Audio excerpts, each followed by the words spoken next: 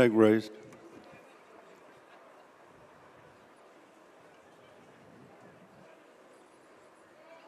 Order it. That off. Missing the break was Easy Mover, and to a lesser extent, and so to bed. This is the Snow Fairy Filly Stakes, Group 3 over the mile 1. Bar Navarra has headed Spicy Margarita at the end of a furlong, leading a couple of lengths San Gazelle, then Azada and Red Letter, at least 5 lengths to the final couple, and so to bed and Easy Mover. Striding on by less than 3 lengths is Bar Navarra and Shamey Heffernan, and second is Spicy Margarita and Declan McDonough, then San Gazelle. Then he tied up on the outside of an engine closer is Zad and Chris Hayes. They're tracked by Red Letter and Gary Carroll. A little bit closer at the back of the field both. And so to bed, Dylan Brown McMonigal and Easy Mover Wayne Lorden. They're at the top of the track as they reach the halfway stage in the Snow Fairy Filly Stakes. This is Bar Navarra with a greatly reduced advantage over Spicy Margarita. Disputing the third are Zada and San Gazelle in the stripes, followed by Red Letter as they pass the 4. The last 2 are And So to Bed and Easy Mover. Little changes as they run round the home turn.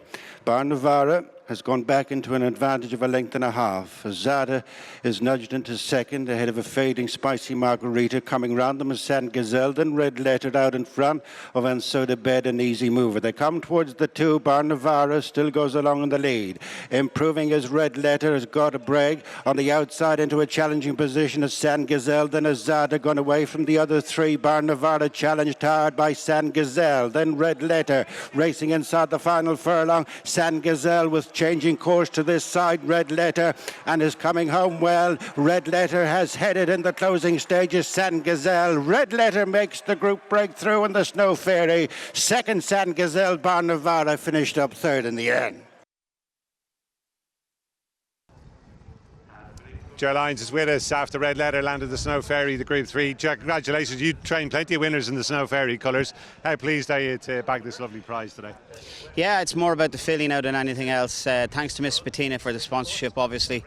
But this filly is very important to us, and she's been a filly that we've had to take our time with and be patient with, and needed to step up and trip, but wasn't physically ready to step up and trip until now, and she needs an ease in the ground. So the future's in front of her. So we look forward to a look at the Blandford, but next year should be very exciting with her.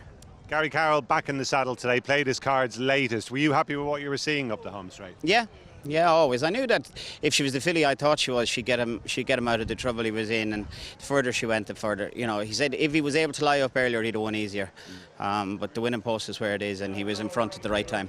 Are we going to see her on the Champions Weekend? She's in the matron, but surely the Blandford looks the better fit, doesn't it? Yeah, 100%. Yeah, she won't go back and trip now.